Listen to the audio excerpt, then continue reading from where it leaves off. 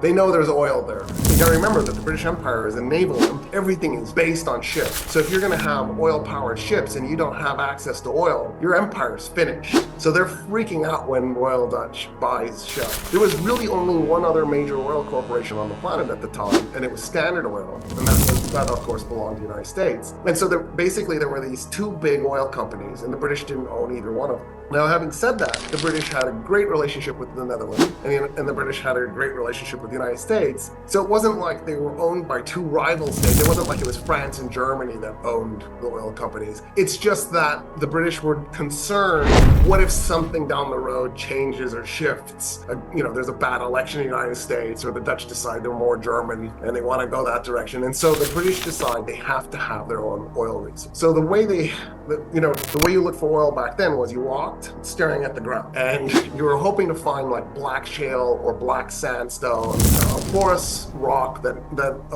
acts like a sponge, because if it's sitting on top of an oil field, it'll literally suck the oil into it and turn black. Or because there was so much oil on the planet at the time, you could literally step in a puddle of oil, and then that would be a big indication at a place called Oil Creek. In other words, there was a really big hint. If you were in charge of the British Empire back then, how would you make sure your country had access to oil? Would you trust other nations or go find your own?